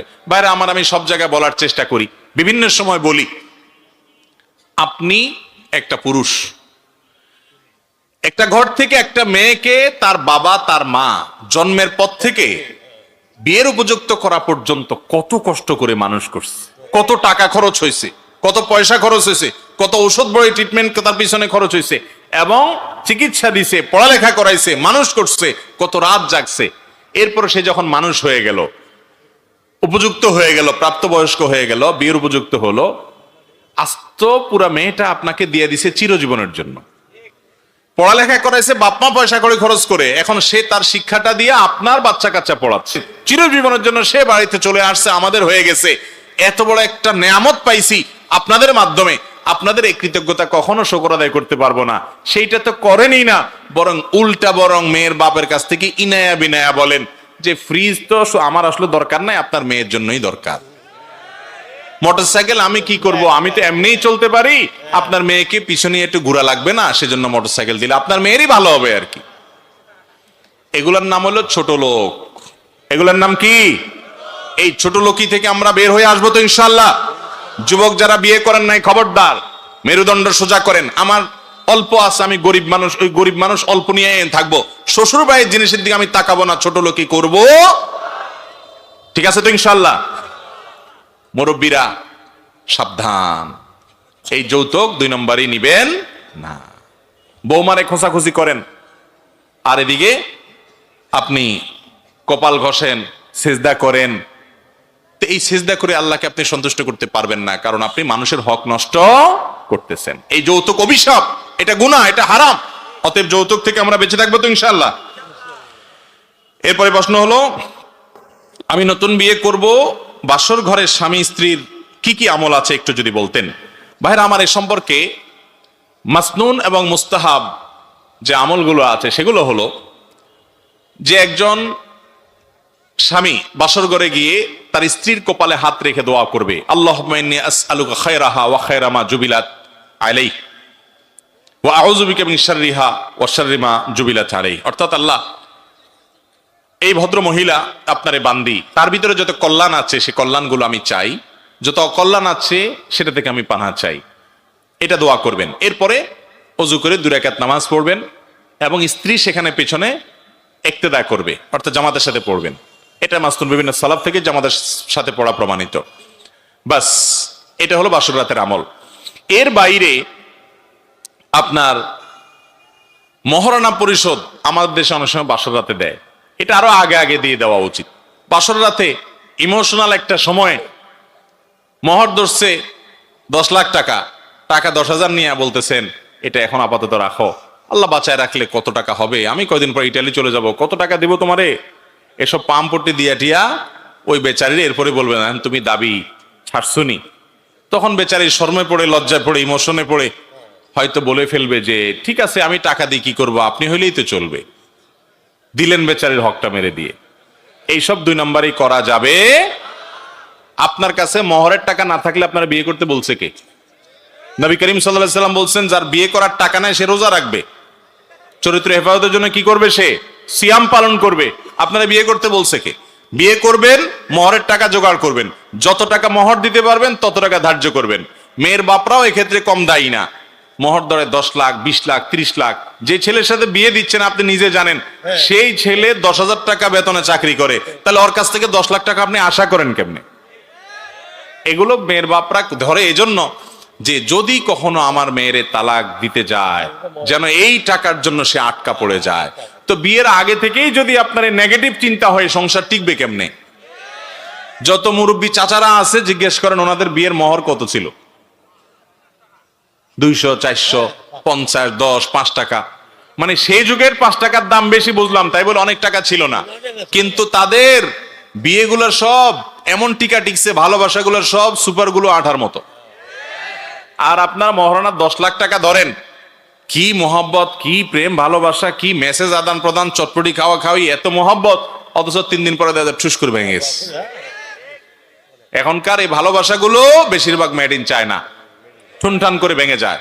আর মুরব্বীদের ভালোবাসাগুলো সব ছিল মেড ইন জাপান, সবগুলো ঠিক না ভাই? ঠিক। তো এই জন্য মহরের টাকা বেশি ধরা এটা ভালো কিছু না। মেয়ের বাবারাও দায়িত্বশীল ভূমিকা রাখবেন, আর ছেলেরা ছোট লোকই করবেন না, মহর মেয়েকে পরিশোধ করে দিবেন। বাসর রাতে গিয়া মাপ চাওয়াচাই করে ছোট লোকই করা উচিত না, এটা কাপুরুষের কাজ, কাপুরুষের কাজ, বেহায়া মানুষের কাজ। বউয়ের পাও ধরে মাপ চাইতেছেন বাসর রাতে, মিয়া জীবনের প্রথম সাক্ষাৎ তখনই মাপ চাওয়া ধরছেন, এগুলা উচিত না। বাঘের বাচ্চার মতো আগে আগে মহরের টাকা পরিশোধ করে দিবেন। মহরের টাকা পরিশোধ করে আবার পিছু পিছু গুড়গুড় করে না, আমার হাওলাত দাও, এই কাম আবার করা যাবে? তার টাকা তারে দিয়া স্বাধীনতা দিয়ে দিবেন। এই টাকা তুমি কি করবা তুমি জানো, তোমার মা বাপকে দাও, তোমার ভাই বোনকে দাও, তুমি দান সদকা করো, রাইখা দাও, তোমার যা মনে চায় তা করো, কোনো সে রাখবা না। আমাদের সমাজে মেয়েরা যে কত নির্যাতিত, অনেক পুরুষ আছে শুধুমাত্র বউরে নির্যাতন করার কারণে জাহান্নামে যাওয়ার জন্য যথেষ্ট, অনেক শ্বশুর শাশুড়ি আছে পুত্রবধূকে নির্যাতনের কারণে জাহান্নামে যাওয়ার জন্য যথেষ্ট। সবাই সাবধান হব তো ইনশাআল্লাহ। গতকালকে দিনাজপুরে মাহফিল ছিল, আমরা পুত্রবধূর অনেক পুত্রবধূদের প্রশ্ন পাইছি যে শাশুড়িরা নির্যাতন করে, জুলুম করে, ননদরা জুলুম করে। আমরা চেষ্টা করেছি কোরআন হাদিসের আলোকে তাদেরকে সতর্ক করার, তাদেরকে আল্লাহর ভয়। ওখানে মহিলাদের প্যান্ডেলে হাজার হাজার মহিলা ছিলেন, সেখান থেকে এক চাচি তিনি কর্তৃপক্ষের কাছে খবর পাঠাইছেন যে আমি আমার পুত্রবধূর প্রতি অনেক জুলুম করছি, কথাবার্তা বলা বন্ধ করা রেখেছিলাম। আমি গতকালকে আলোচনার পর বাসায় গিয়ে প্রথম কাজ বৌমাকে জড়ায় ধরে মাপ টাপ চেয়ে তার সাথে আমি সব চুকায় নিয়েছি এবং কথাবার্তা বলা শুরু করছি, আমি আর তার প্রতি জুলুম করব না। বলেন আলহামদুলিল্লাহ। তাহলে আমরা এরকম তওবা করব তো ইনশাআল্লাহ। এরকম তওবা করলে আমাদের মালিক অনেক খুশি হয়ে যান। খারাপ কাজ থেকে আপনি হঠাৎ করে সরে আসেন, শয়তান কিন্তু আসতে দিবে না। শয়তান আপনাকে বলবে মাথা খারাপ, তোমার ইজ্জত থাকে বৌমার কাছে ছোট হলে, বলে না শয়তান? এটা ইবলিসে বলে। ইবলিসকে আমরা জিততে দিব, সে আপনাকে তওবা করতে দেয় না। আপনার ভিতরে ইগো তৈরি করে, ইগো জেদ তৈরি করে, আপনার ভিতরে বলে যে হ্যাঁ এটা তোমার সম্মানের ব্যাপার। কিসের সম্মান? অসম্মান? মুসলমান আল্লাহকে খুশি করার জন্য সবকিছু ত্যাগ করতে পারে, ঠিক না ভাই? ঠিক। অতএব আপনি কারোর প্রতি জুলুম করছেন। নবী সাল্লাল্লাহু আলাইহি ওয়াসাল্লাম বলেছেন সেদিন আসার আগে সবার দায় দেনা সব পরিশোধ করা, সবার কাছ থেকে মাপ চেয়ে সবকিছু চুকায় নাও, যেদিন কেউ কাউকে মাফ করবে না তার আগে আগে সব চুকায় নাও। অতএব সব হিসাব চুকায় নেবে তো ইনশাআল্লাহ।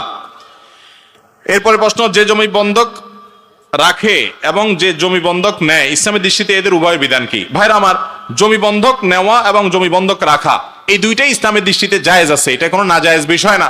কোরআনে আল্লাহ তাআলা বন্ধক রাখার নির্দেশনা দিয়েছেন, তবে বন্ধকি জিনিস ভোগ করা জায়েজ নাই। কথার কথা, আমি আপনাকে 10,000 টাকা দিছি, আপনার জমিনটা বন্ধক রাখছি, এটা এই জন্য রাখছি যাতে করে আপনি টাকা দিতে গড়িমসি করলে আমি এই জমি বিক্রি করে টাকা নিতে পারি, এই জন্য এটা মূল দলিল টলিল ইত্যাদি আমি রাখছি, বা কোনো কিছু আমি এরকম রাখছি যেটা বিক্রি করতে পারি। তো এটা হলো বন্ধক। এখন আমি যদি টাকা আপনাকে ধার দিছি আর জিনিসটাও আমি ভোগ করি, তাহলে এটা জায়েজ হবে না, এটা জায়েজ হবে না। আমি বন্ধক রাখছি, ওই জিনিসটা গ্যারান্টি হিসাবে রাখছি, ভোগ করার জন্য না। ভোগ আপনারটা আপনি করবেন, অথবা ওইটা আমার ড্রয়ারে পড়ে থাকবে যদি সেরকম জিনিস হয়, কিন্তু ভোগ করা জায়েজ নাই। বন্ধক নেওয়া ঠিক আছে, জায়েজ আছে। এরপরে প্রশ্ন হলো, সালাতের আগে নিয়ত পড়তে হবে কিনা? যে কোনো ইবাদত নিয়ত ছাড়া হবে না। ইন্নামাল আমালু বিন্নিয়াত, সমস্ত আমল নির্ভর করে কিসের উপরে? নিয়তের উপরে। নিয়ত ছাড়া কোনো আমল হবে না। কিন্তু তাই বলে নিয়ত পড়া এক জিনিস আর নিয়ত করা আরেক জিনিস। নিয়ত করা এক জিনিস, নিয়ত বলা আরেক জিনিস। নাওয়াইতুয়ান, এটা হলো নিয়ত বলা। নিয়ত মূলত বলা হয় মনের ইচ্ছাকে। নিয়ত বলা হয় কাকে? আপনি কোন নামাজ পড়ছেন, আপনার মনে যদি সেই ইচ্ছা থাকে যে আমি এখন ফজরের নামাজ পড়তেছি, তাহলে আপনার ভিতরে নিয়ত আছে, যথেষ্ট। ইচ্ছা করা এটা মনের কাজ, মুখের কাজ না। অতএব মুখে নাওয়াইতুয়ান পড়ার কোনো প্রয়োজন আমরা মনে মনে ইচ্ছা পোষণ করবো যে আমি কি ইবাদত করতেছি, কোন নামাজ পড়তেছি, ওইটাই যথেষ্ট ইনশাআল্লাহ। এরপরে প্রশ্ন হলো, পানি পান করার সময় বাম হাতে গ্লাস ধরে ডান হাতে লাগিয়ে পানি পান করা যাবে কিনা এবং পানি পান করার সঠিক নিয়ম জানতে চাই। ভাইরা আমার, আমরা অনেকেই পানি পান করার সময় দেখা যায় খেতে গিয়ে আমাদের ডান হাতে অনেক কিছু লেগে যায়, খাবার টাবার, ভাত তরকারি, তখন আমরা বাম হাতে বোতলটা নিয়ে আপনার গ্লাসটা নিয়ে ডান হাতে এরকম করে লাগায় পানি পান করি। অনেক ওলামায়ে কেরাম বলেছেন ডাইরেক্ট তো বাম হাতে হলো না, দুই হাত লাগছে, এটা বাম হাতে, শুধু বাম হাতে খাওয়া না জায়েজ। নবী সাল্লাল্লাহু আলাইহি সাল্লাম এক ব্যক্তিকে বলেছেন কুল বিয়ামিনিকা, তুমি ডান দিক থেকে খাও, ডান হাতে খাও। বাম হাতে খাওয়া এটা সুন্নাহর খেলাফ কাজ। তো এই জন্য দুই হাত তো লাগাইছেন আপনি, ডাইরেক্ট বাম হাত হয় না, অনেক এটা জায়েজ বলেন। কিন্তু সবচেয়ে ভালো হয় আপনি যখন পানি পান করবেন আঙ্গুল চেটে খেয়ে তারপরে আপনি ডান হাত দিয়ে সরাসরি খাবেন, এটা হলো সবচাইতে উত্তম এবং সরাসরি হাদিসের উপরে আমল। কথা কি বুঝাতে পারছি? এরপরে প্রশ্ন হলো, মেয়েরা মাথার খোপা উঁচু করে বাঁধে, এভাবে বাঁধা যাবে কিনা? হাদিসে ওটের পিঠের মতো উঁচা করে চুল বাঁধতে নিষেধ করা হয়েছে মেয়েদেরকে, বিশেষ করে বাহিরে যখন যাবে, কারণ এটা পর্দার খেলাফ হয় এবং আরো নানা কারণে হাদিসে এটি নিষিদ্ধ। তবে বাসা বাড়িতে শুধু স্বামীকে নিজের সৌন্দর্য প্রদর্শন করার জন্য বা একান্তে যখন থাকে তখন এটা হতে পারে, কিন্তু বাহিরে এরকম চুল বাঁধা হাদিসে নিষিদ্ধ মেয়েদের জন্য। দাড়ি রাখার সঠিক নিয়ম কি? চিপের দুই পাশে কেটে সাইজ করা যাবে কিনা? ভাই, দাড়ি এই যে চোয়ালের যে হাড্ডি আছে, এই হাড্ডির উপরে যে পশম আসে সবগুলোই দাড়ি, এগুলো সবগুলো রাখতে হবে। এদিকে চাইচা এখানে সামান্য একটু রাখলেন, আছে না অনেকে রাখে, এই স্টাইলি দাড়ি রাখলে সুন্নাহ আদায় হবে, নবী সাল্লাল্লাহু আলাইহি ওয়াসাল্লামের নির্দেশ ওয়াজিব আদায় হবে না। দাড়িকে লম্বা করতে হবে, আফুল্লুহা আরখুল্লুহা, নবী সাল্লাল্লাহু আলাইহি ওয়াসাল্লাম দাড়িকে লম্বা করতে বলেছেন। কেউ যদি একটু ছোট করে তাহলে সেক্ষেত্রে এক মুষ্টির নিচে যদি হয় সেটা তো জায়েজ হওয়ার কোনো রাস্তাই নেই। অনেক সাহাবা একরাম এক মুষ্টির পরের অংশটা কেটেছেন, সেখান থেকে ওলামা একরাম এক মুষ্টির পরে লম্বা হলে সেটাকে কাটাকে জায়েজ বলেছেন, যদি অনেক ওলামা একরাম সেটাও নিষেধ করেন, কারণ নবী সাল্লাল্লাহু আলাইহি ওয়াসাল্লাম বলেছেন লম্বা করো, আরখুল্লুহা লোহা আফুল্লুহা, তোমরা দাড়িকে ছেড়ে দাও, দাড়িকে লম্বা করো। এই জন্য দাড়ি একদিক থেকে চাইছে আর একদিকে একটু রেখে দিলেন, ফ্রেঞ্চ কাটিং, এটা সেটা ভূতের মতো, এগুলা জায়েজ নাই, এগুলা মুসলমানের দাড়ি না। যে কোনো শুভ কাজের শুরুতে অথবা কোনো বিপদ আপদে বাসা মিলাদ করা যাবে কিনা? একটু আগে তো মিলাদের কথা বললাম। ভাইরা আমার, যে কোনো বিপদ আপদে আমাদের নবীজি দোয়া শিখাইছেন। কি শিখাইছেন? লা ইলাহা ইল্লা আনতা সুবহানাকা ইন্নী কুনতু মিনাজ জালিমিন। বেশি বেশি পড়েন, বিপদ দূর হয়ে যাবে। দুরূদ শরীফ পড়েন, বিপদ দূর হবে। ইস্তিগফার পড়েন, বিপদ দূর হবে। দান সাদকা করেন, বিপদ দূর হবে। নামাজে দাঁড়ায় যান। কানা ইযা হাযাবাহু আমরুন ফাযা ইলাস সালাহ। নবীজির কোনো বিপদ আসলে, সমস্যা হলে, কোনো পেরেশানি আসলে নামাজে দাঁড়ায় যাইতেন। তাহলে আপনি নামাজে দাঁড়ায় যান, বিপদ দূর হবে। দান সাদকা করেন, বিপদ দূর হবে। দুরূদ শরীফ পড়েন, বিপদ দূর হবে। ইস্তিগফার পড়েন, বিপদ দূর হবে। দোয়া ইউনুস পড়েন, বিপদ দূর হবে। আল্লাহর কাছে দুই হাত তুলে দোয়া করেন, বিপদ দূর হয়ে যাবে। সেটা না করে আপনি মিলাদ পড়েন। দেখেন ভাইরা আমার, নবীজি সাল্লাল্লাহু আলাইহি সাল্লাম মানুষকে আমল শিখাইতেন। এখন আমরা দেখা যায় অনেক সময় অনেক হুজুর আছেন যে আপনি তার কাছে গেলে বলে আসো তাবিজ লিখে দিব, মানে আমার হাতে থাক জিনিসটা, হারাই গেলে আবার আসবা, আর মিলাদ পড়ে দেব, তাহলে তুমি একা একা পারবা না, আমার দিয়ে করাইতে হবে কিছু, আমারও ইনকাম হইল। অথচ নবী সাল্লাল্লাহু আলাইহি সাল্লামের কাছে বিপদ নিয়ে কেউ আসলে উনি আমল শিখিয়ে দিতেন যে আমল করো তোমার বিপদ দূর হয়ে যাবে, তুমি নিজেই করো নিজেরটা। কথা কি বুঝাতে পারছি? এই জন্য বিপদ আপদ আসলে মিলাদ না, কি করতে হবে? আমল করতে হবে। এরপরে প্রশ্ন হলো, মাজারে ভালো কিছু লাভের আশায় গরু ছাগল ইত্যাদি দেওয়া যাবে কিনা? ভালো কিছু লাভের আশায় যদি মাজারে দেন, তাহলে মাজারে যারা থাকে আশেপাশে ফকির ফাকরা নামধারী, ওদের বিজনেস হবে এটা। এটাতে আল্লাহ খুশি হবেন না। মান্নত করলে আল্লাহর নামে করতে হবে। কার নামে করতে হবে? আল্লাহর নামে মান্নত করতে হবে। কোন মাজারে মান্নত করা যাবে? মাজারে মান্নত করলে গুনাহ হবে, শিরক হবে। মানত হবে আল্লাহর জন্য। গরিব মানুষকে আপনি মানত করে দান করলেন যে আল্লাহ আমি গরিবকে দিব, ভালো একটা কাজে দিব। মাজার এটা ভালো কাজ কি ভাই? মাজারে যিনি শুয়ে আছেন উনি যদি নেককার মানুষ হন, এখন টাকা দিলে কি ওনার কবরে যাবে সেটা? উপরের ভণ্ড যেগুলা কবর ব্যবসায়ী আছে ওরা খাবে বসে বসে, ঠিক না বে ঠিক? তো আপনার লাভটা কি? ওদেরকে খাওয়াইলে লাভটা কি? অনেক সময় দেখা যায় এই জাতীয় মাজারে যেগুলা বসে থাকে এদের বেশিরভাগ গাঞ্জা খায়। তো আপনি ওখানে টাকা দেওয়া মানে গাঞ্জার টাকা সরবরাহ করা, এটার কোনো যুক্তি আছে? আপনি যদি দানই করতে চান তাহলে কোনো গরিব মানুষকে দিবেন, কোনো মসজিদ মাদ্রাসা দিবেন, ওই মাজারে দেওয়ার কোনো কারণ নাই, এটা জায়েজ হবে না, বরং সওয়াবের পরিবর্তে আরো গুনাহ হবে। এরপরে প্রশ্ন হলো, মৃত মানুষের ফটো মোবাইলে অথবা প্রিন্ট করে স্মৃতি হিসাবে রাখা যাবে কিনা? প্রিন্ট করে স্মৃতি হিসাবে রাখবেন না। কোনো কারণে প্রিন্ট হয়ে গেছে, সেটা রেখে দিয়েছেন এভিডেন্স আকারে, কোথাও দরকার হতে পারে সেজন্য, সেটা ভিন্ন কথা। আর মোবাইলে যদি থাকে, প্রিন্ট করার আগ পর্যন্ত সেটা জায়েজ হতে পারে। তাসবিহ দানায় তাসবিহ গণনা করা যাবে কিনা? আপনি যত তাসবিহ গণনা করবেন, এগুলো আঙ্গুলে গণনা করা হলো সবচেয়ে উত্তম। নবী করিম সাল্লাল্লাহু আলাইহি সাল্লাম আঙ্গুলে গণনা করার জন্য উৎসাহিত করেছেন, এবং এগুলো কিয়ামতের ময়দানে জলজল করে জ্বলবে, হাদিসে আসছে, সাক্ষ্য দিবে। এজন্য আঙ্গুলে গণনা করা হলো উত্তম। তসবিতে গণনা করা জায়েজ, আর উত্তম হলো, সুন্নাহ হলো কিসে গণনা করা? আঙ্গুলে গণনা করা। সাহাবীদের কেউ কেউ, উম্মুল মুমিনিনদের কেউ কেউ বিভিন্ন বিচি দিয়ে গণনা করেছেন। এজন্য তাসবিহ দানা দিয়ে বিচি গড়লে জায়েজ আছে। অনেকে আছে আবার তাসবির কিছু পয় না, শুধু এমনি শুধু টিপতে থাকে, টানতে থাকে, এরকম দেখেন নাই? মনে করে তসবির দানা টানলেই সওয়াব মনে হয়। না, এটা খালি দানা টানলে কি লাভ? আপনি তাসবিহ পড়তেছেন 33 বার 34 বার মনে থাকে না, সেজন্য আপনি এই তাসবিহ ব্যবহার করছেন বা মেশিন ব্যবহার করছেন, এটা জায়েজ আছে। কিন্তু সবচেয়ে ভালো হলো কিসে গণতে পারলে? আঙ্গুলে গণতে পারলে।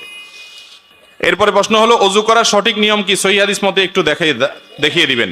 আলহামদুলিল্লাহ, ওযু করার নিয়ম তো আপনারা বেশিরভাগ মানুষ জানেন। প্রথমে 2 হাতের কবজি 3 বার পানি নিয়ে ধৌত করবেন। এরপরে 1 কোষ পানি নিয়ে কুলি করবেন। অনেক উলামায়ে কেরাম কুলি আর নাকের পানি একসঙ্গে করতে, নাকে পানি একসঙ্গে দিতে বলছেন, যে একটু দিয়ে কুলি করে আর একটু দিয়ে নাক দিয়ে টান দিবেন। আর অনেক উলামায়ে কেরাম, বিশেষ করে উলামায়ে আহনাফ, এটাকে আলাদা করে, অর্থাৎ কুলি করবেন 3 বার, এরপর নাকে পানি আলাদা দিতে বলেছেন। তো যাই হোক, কুলি করবেন, কুলি করার সময় গড়গড়া করে যত ভালো করে পারেন কুলি করবেন, এবং মেসওয়াক করবেন। কি করবেন? ওযুতে মেসওয়াক, এটা হারায় যাওয়া সুন্নাত, এটা আমরা বেশিরভাগ মানুষ করি না এখন, অথচ গুরুত্বপূর্ণ সুন্নাত। নবী সাল্লাল্লাহু আলাইহি ওয়াসাল্লাম বলেছেন, যদি তোমাদের কষ্ট না হতো এটাকে আবশ্যক করে দিতাম, প্রত্যেক ওযুর সময় মেসওয়াক করা, এজন্য মেসওয়াক করবেন। এরপরে নাকে পানি দিবেন, নাকে পানি দিয়ে হালকা একটু টান দিয়ে তারপর নাকেরে আবার ঝেড়ে পরিষ্কার করবেন। তাহলে একটু হলো পানি দেওয়া, আর একটা হলো ঝেড়ে পরিষ্কার করা। এটা অনেকে করেন না, একটু ভালো করে করবেন। কারণ হাদিসে আসছে, বিশেষ করে নাকের এই যে বাঁশির ভিতরে শয়তানের অবস্থান থাকে, এই জন্য নাকে একবারে জোরে টান দিলে তো নাকের তালুতে উঠে যাবে, কষ্ট হবে, এরকম না। হালকা যতটুকু সম্ভব বা যতটুকু হাতের ভিতরে নাক ডুবায় পানি ভিতরে দেওয়া যায়, এরপরে নাক পরিষ্কার করবেন। যাই হোক, এরপরে কুলি নাকের পানি শেষ, মুখ ধোবেন একেবারে মাথার এই যে এরিয়া আছে, চুলের গোড়া সেগুলা, আর কানের লতি, এই থুতনি পর্যন্ত, পুরো বর্ডারের সব জায়গায় যাতে পানি লাগে। পানি অপচয় করবেন না, টেপ ছেড়ে রাখবেন না। ওযুতে পানিটা নিয়ে এরপরে ভালো করে ধুয়ে 2 হাতে ডলবেন, যাতে শুকনা না থাকে। এরপরে ডান হাত কনুই সহ, শীতের সময় বিশেষ করে এই কনুর এদিকে অনেক সময় শুকনা থাকে, এদিকে অনেক সময় শুকনা থাকে, শুধু এরকম পানি দিয়ে চলে গেলেন, ওযু অনেক সময় হয় না। এই জন্য ভালো করে কি করতে হবে? ডলতে হবে, বিশেষ করে শীতের সময়। এরপরে মাথা মাসা, ভিজা হাত দিয়ে পুরো মাথা মাসে করবেন, সাথে এই কানও নাসে করবেন। মাথা মাসের জন্য এইভাবে সুন্নাত হলো, এইভাবে টান দিবেন, হাতের এই অংশ ব্যবহার হবে, গোড়ার অংশ বাদ থাকবে। এবার পেছন থেকে গোড়ার অংশ দিয়ে এইভাবে টান দিবেন, একবার নিবেন আরেকবার টান দিবেন, তাতে 2 হাতের 2 অংশ ব্যবহার হয়ে যাবে, পুরো মাথা মাসে হয়ে যাবে। আর আঙ্গুল, এই আঙ্গুল দিয়া এই কানের চিপা দিয়ে এরপরে কানের লতি মাসে করলেন, শেষ। এরপরে ডান পাও 3 বার, বাম পাও 3 বার ধুয়ে ফেললেন। পায়ের আঙ্গুলি, পায়ের গিরা, পায়ের গোড়ালি, এগুলা বিশেষ করে ডলে ডলে ধুইতে হবে। নবীজি বলেছেন, ওয়াইলুল লিল আকাব মিনান নার, পায়ের গিরা গোড়ালি থেকে জাহান্নামের আগুন থেকে বাঁচানোর চেষ্টা করবে। অতএব এভাবে আমরা ওযু করব। আর শুরুতে বিসমিল্লাহ বলতে বলবো না, বিসমিল্লাহ বলে ওযু করব। ওযুর শেষে কালিমা শাহাদা পড়ব, আশহাদু আল্লা ইলাহা ইল্লাল্লাহু ওয়াহদাহু লা শারীকা লাহু ওয়া আশহাদু আন্না মুহাম্মাদান আবদুহু ওয়া রাসূলুহু আল্লাহুম্মা জাআলনি মিনাত তাওয়াবিন ওয়া জাআলনি মিনাল মুতাতাহহিরিন। উত্তম রূপে ওযু করার পর যদি কেউ কালিমা শাহাদা পাঠ করে, নবী আলাইহিস সালাম বলেছেন, জান্নাতের 8টা দরজার যে কোনোটা দিয়ে প্রবেশ করার অধিকার তার হয়ে যায়। এই আমলটা যদি কেউ নিয়মিত করে ফেলতে পারে। এজন্য ভাইরা, এটাকে আমি বলি জান্নাতের 8 দরজার কমন রিমোট। উত্তম রূপে ওযু করে শেষে কালিমা শাহাদা পাঠ করা চেষ্টা করব না ইনশাআল্লাহ। আর ওযুর ক্ষেত্রে কিন্তু নবীজির নির্দেশগুলো সবগুলাতেই প্রায় একরকম, আসবিগুল ওযু, তোমরা ওযুকে ভালো করে করো, উত্তম রূপে করো। এজন্য ভালো করে ডলে, এই চিপা টিপা, আঙ্গুলের চিপা, পায়ের গিরা গোড়ালি, পায়ের চিপা, আঙ্গুলের নখের চিপা, এগুলো ভালো করে ডলে পানি পৌঁছাইতে হবে।